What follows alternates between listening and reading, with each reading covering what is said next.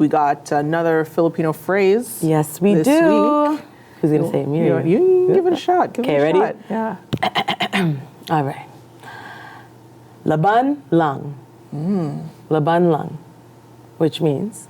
Keep fighting. Don't give up.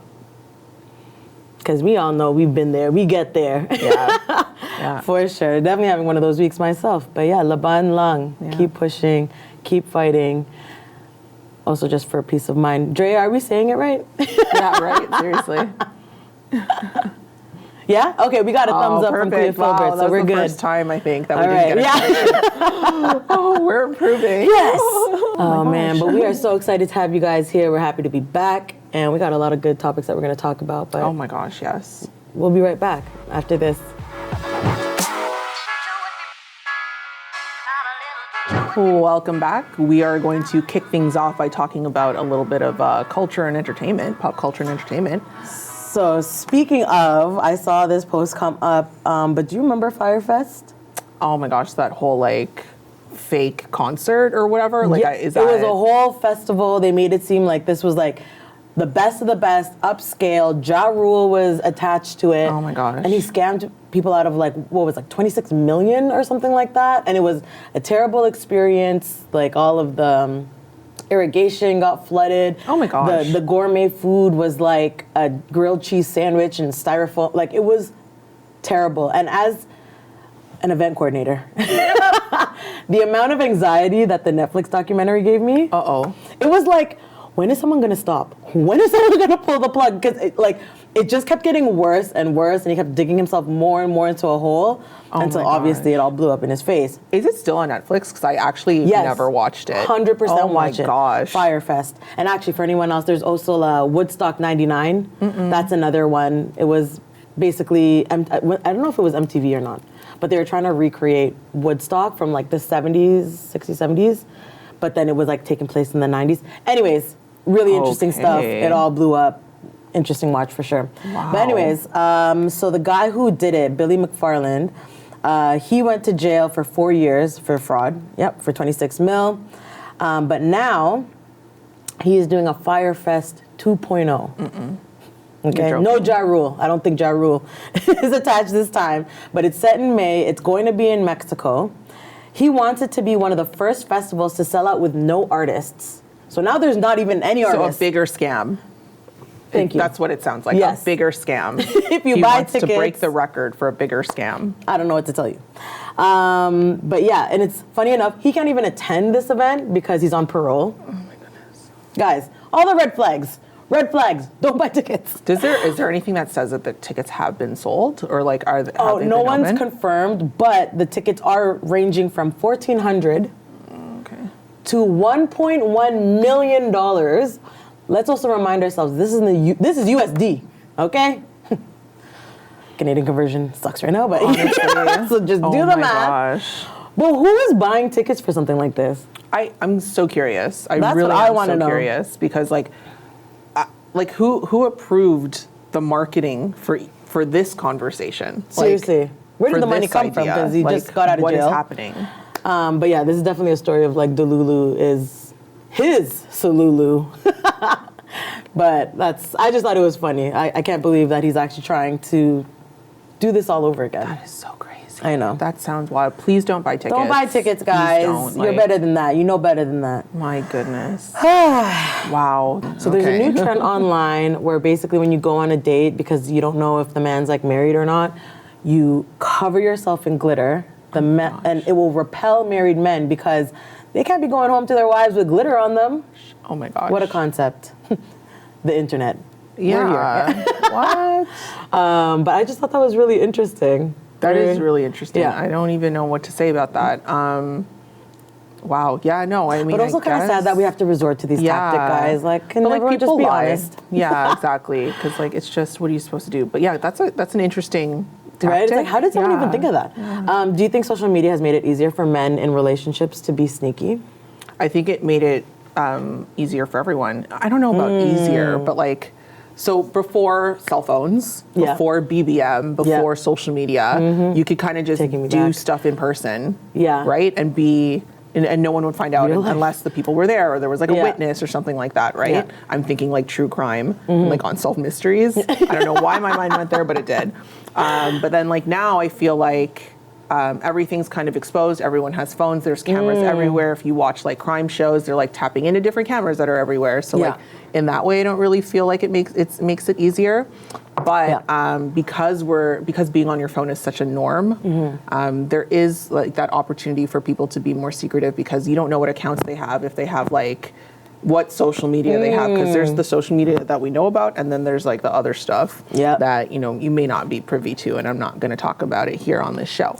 But so in that way, it kind of does, and then it does make it easier to kind of like, I guess, cheat, whether it's like through text, sending photos, or like whatever, and you just have that much more access to women or men or whatever, right? Like there's a larger pool like at the click of a button. So see, that's the thing. I think it's a little bit of both. Like I think that social media makes it hard, especially if you're present or like in the eye, because then you're getting tracked online, and that kind of puts not a target on you. But then you also have like things like there are like those Facebook group chats. Oh my gosh, where you can be like, "This is my partner. Are they cheating or are they dating anyone?" Right? Yeah. Like it gives you that. I'm dating her too, or whatever it's called. Yeah. Like, there's like that group. Yeah.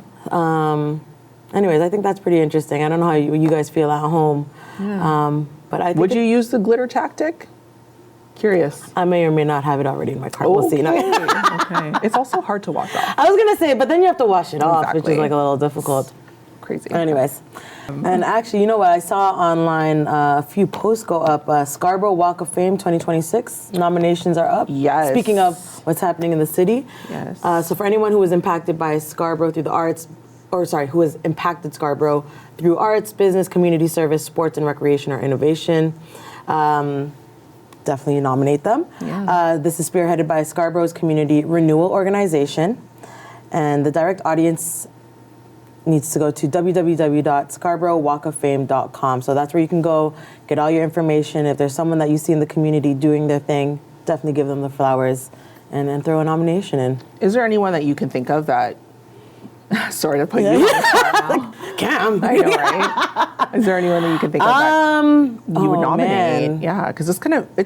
Actually, no, I'm going to piggyback right off it. Jesse Tito, definitely one of the top contenders in my opinion. Shout out because they're Filipino. To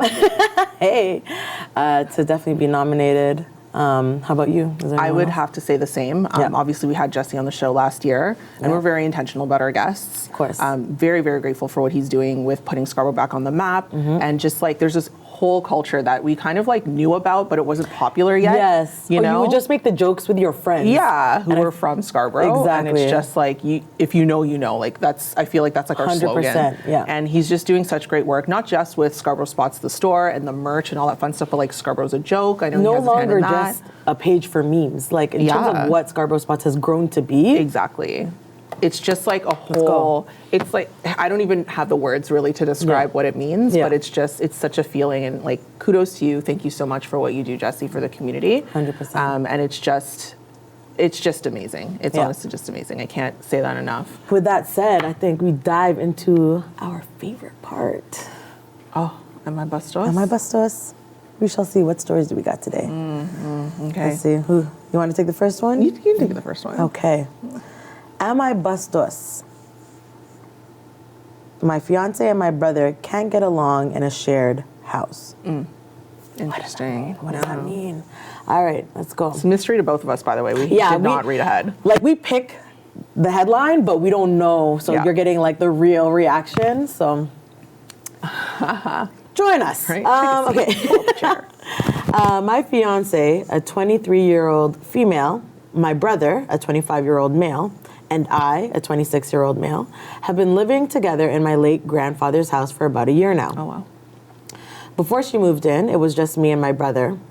The problem is that my fiance and my brother have really different standards when it comes to cleanliness, and it's just been causing issues. Oh. She complains to me about the mess he leaves, and when she does, I usually just clean it up myself. Then she gets annoyed and says I'm a pushover, but honestly, I don't mind doing it. My brother's really sensitive, and if I was constantly bringing stuff up to him, it would just make things awkward between us. Plus, my fiance knew what the house was like and how my brother is before moving in.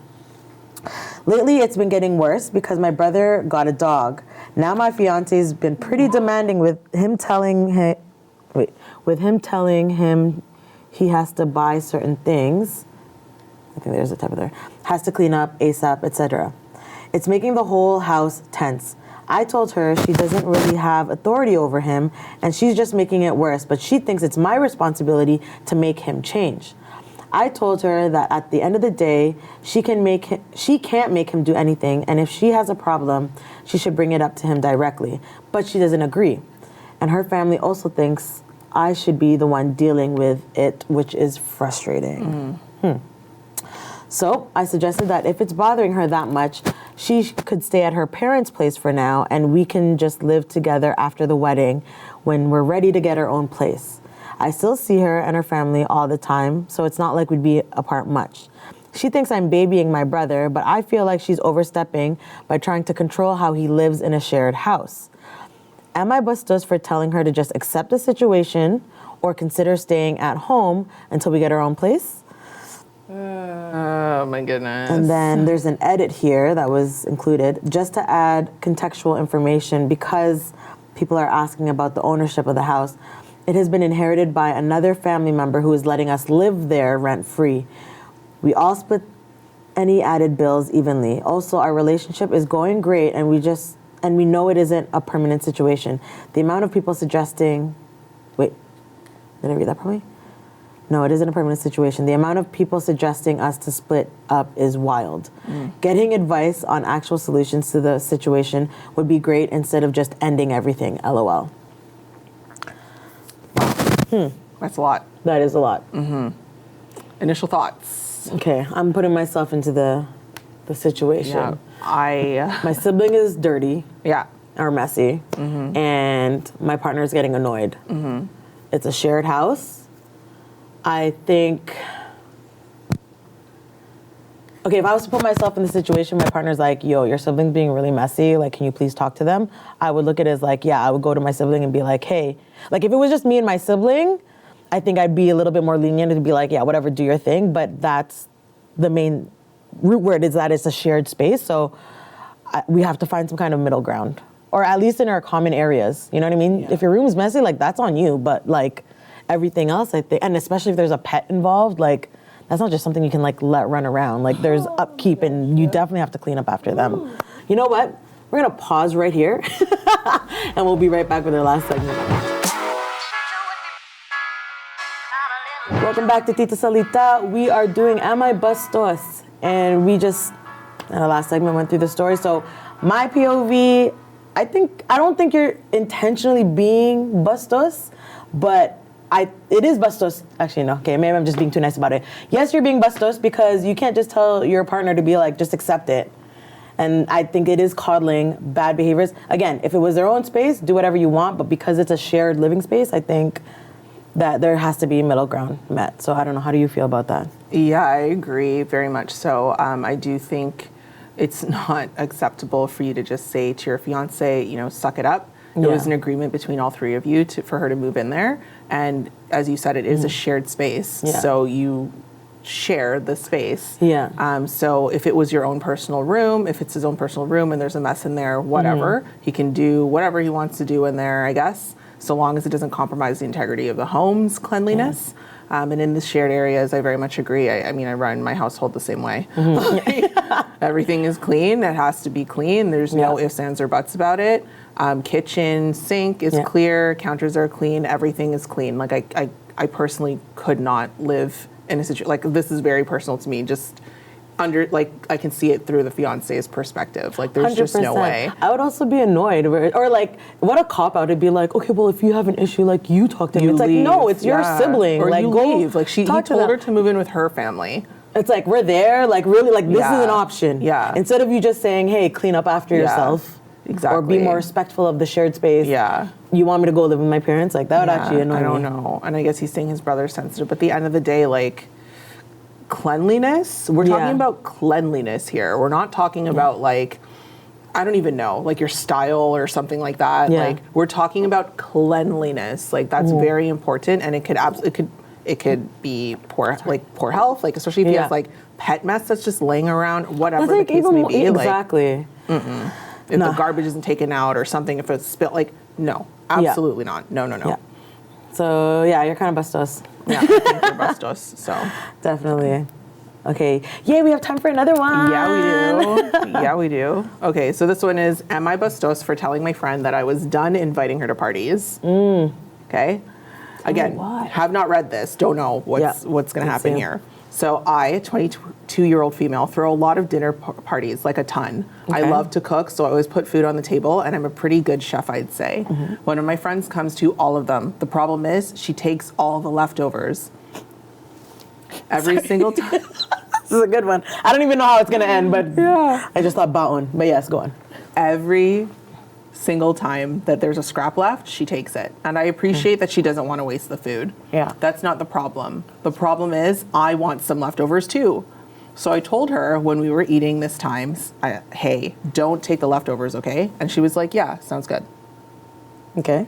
Fast forward to the end of the party, she takes the leftovers. When I noticed later that night, she wasn't listening. Honestly, when I noticed later that night, I text her, say, hey, if you can't stop taking the leftovers, I'm not going to invite you anymore. She says, okay. She said, okay. Like, okay. Next time that she comes over for a party, I remind her when we're eating, don't take the leftovers. She says, okay. When she's about to leave, I was sitting near the table. Guess what I see? She's taking the leftovers.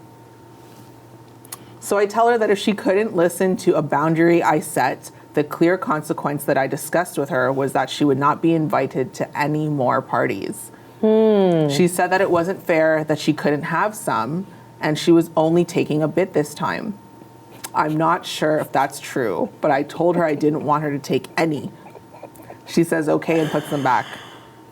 Fast forward to next time I hosted a party. She isn't invited. Apparently she found out through the grapevine. Makes sense since we share quite a few friends. Yeah. And she got pissed as hell, saying that she put them back and I should have invited her again. I think she might be right. Am I Bastos? Sorry, say that last line one more time. Sorry. So she was saying that because she put the leftovers back at the last party, that she should have been invited to this party. So now the person who's writing this is saying, I think she might be right. Am I Bastos? No. I don't think you're Bastos. You said it not once, 2 times. Directly, you agreed. On top of that, it'd be different if like she was like, absolutely not, or state your case as to why you should be entitled, air quote, entitled to these leftovers. But you said yes, and you still did it, and then you want to act surprised why you didn't, when the consequence was laid out, like, you know? So, no, you're not Bastos. I'm also just thinking of this friend. I'm trying to put myself in her position, like, if my friend said that to me, and there's a consequence, I'm just gonna listen. Also, like, yeah, I don't understand the behavior. Do you feel the same? How awkward is it to have this conversation in the first place? Yeah, first of all, I don't even want to have that right? convo. Like, I'm thinking of like when you came over to my house. Yeah. And I was like, please take some. You're like, no, I can't. Like, you know, there's Yeah, just like like this a little, back and forth, right? And it just to be expected. Right? But I also think like from the perspective of the friend, is she going through a rough time? These people are in their early 20s, so that's the first thing that comes to mind. Is there something going on, and you guys are not having that money? You know what I'm saying? Like, what's going on? Real, no, but it's real talk. You know and if it's a real friend, you can say that. You're to be taking like, all the leftovers. I've never heard of someone taking all the leftovers. I've definitely wanted to take all the leftovers, but I've never done that. I just think it's also common courtesy. Like, this is what I'm saying. So if you don't have that, if you're lacking that, and you've already I think 2 or 3 times she's talked to her about it, and it's still happening, and she's still insisting that she has to take a little bit. Yeah. Like, what's the missing thing? Is it that she just doesn't respect your boundary, or is there another issue? I would have asked her straight up, like, hey, let's talk. Is there something going on that I need to know about? Like, why do you keep taking my bone? I would just ask, like, in a very what's real going way. on, girl? Yeah, no, that's a I valid would question. ask, because, like, you know, early 20s, I don't know what their living situation is with these people. Yeah. Or if, you know, maybe she's in school and roughing it out and eating that, like, you know, tuna every night and ramen or whatever. Who knows? I don't know. Yeah. I don't understand what the situation is, but I really think that should be the first conversation. And I feel like, I don't think you're Bastos per se, but I definitely think you could do a better job of just investigating a little further just to see. True. But that aside, like just to ask the question. Yeah, just because exactly. it doesn't seem like she had a conversation with her. The It was full just story. like, There don't could take be the more. leftovers. Yeah. Yes. But on the other side of that, it's like, I just have never encountered that where someone takes all the leftovers. Yeah. I Like also you said, wonder if common the host courtesy. could get ahead of it. Like, I also feel like, I don't know. No, because if it's like a family style meal, Yeah. and the girl said she sat But by you the need table to bring the watch her. Tupperware out for the baon. That's why I'm like, Right. like as a host, could I also like we finish the meal and then Pack it just all up take and put it? it Yeah. away. So your homegirl doesn't even get the chance to, even though that's still weird that you have to do that. Yeah. And I don't know, man. Like on the other side of it too, like I don't know if it's like a Filipino thing or what. Like if I'm cooking and there's food out, like I'm cooking. I cooked this for you guys. Yeah. True. You know yeah. what I mean? Yeah. Like- to please devil's advocate, it's like you are cooking for if everyone. I did cook when you guys came to my house Yeah. for cabbage rolls. I made a is so separate tray for my family that was not even like out. We it didn't wasn't talk even about part it. of the serving for us, anyways. Like it but was you planned completely ahead separate. Yeah. thinking of that. Like, so. you know what I mean? So it wasn't like I brought it out and was like, hey, yeah, and then brought like it was a completely separate thing. So if it's something that, I don't know, I just, to me, like, it's not so black and white for me because yes, your friend is rude for not listening, but I don't know what kind of conversation you had or what she's going through. Yeah, or So I how don't wanna close you really are with this friend, or if it's just right? like, hey, social circle, and I Yeah, like or if throwing you think she's dinner just parties, like you know, because some people are like that, they just leech off you. So like, I was I about don't know, to say that. right? I'm I like, have there no are also idea. people who are just takers. Like they will take Just because. until it's literally like not an Exactly. option, Exactly. and that's just human nature. I feel like everybody has out. They know one or two people who are like that. So if she's a leech to you, okay, like I get it, but if she's not, like I just don't know, right? Yeah. Like that piece is missing for me. There wasn't enough context for me personally. But generally speaking, I mean, you set a boundary. Ideally, your friend should, but it's food. I don't know. You're hosting a dinner party. I don't know. Yeah. I don't know. This is like the unspoken words or rules of baon taking or packing well, I mean, up. if you're taking all of them, that is weird because That's another thing. Yeah, to take all of them. Yeah, like you know, and like not even offering to your friends, like, hey, like, did you want to keep some? there's other people at this party. Like that's another thing to 'cause, consider. Like, how many times have you gone to a family party? I've definitely been this person when I'll go to a tray and it's like maybe it's like pancit, let's say, and there's like only a little bit left, and I'm like, okay, like, and maybe someone sees me having like that so conversation with Filipino. myself. There where could it's be like, okay, I'm one not bite gonna take left, some, and none of us are taking it right? because we don't want to. And then be that someone, person. whoever, the host, the Tito, whatever, will come be like, oh my gosh, please finish Just it. eat Like, it. you know, there's so much or whatever. Kinda. Yeah. So like, I just don't understand not having that courtesy. sure. So I feel two ways about it. But then it's also like, I guess with baon rules, like there's also that, there's the first come first serve rule too. But then I guess at what point are you just, that which still stands, but if you're doing it every single time and not leaving anything for anybody. Yeah, for anybody. She's taking all the, she said all the leftovers. Yeah, that's Bastos. Crazy. Yeah. Anywho. Share the love. Yeah, share the food. Share the love, share the food. Most importantly, what's our Filipino phrase again? Let's get it. Laban lang, keep pushing through. But another week, another episode. Sun is out, staying out for longer. Hope y'all have a good week. Join us back next week. Yeah, we'll see you. And until then, ingat. Ingat.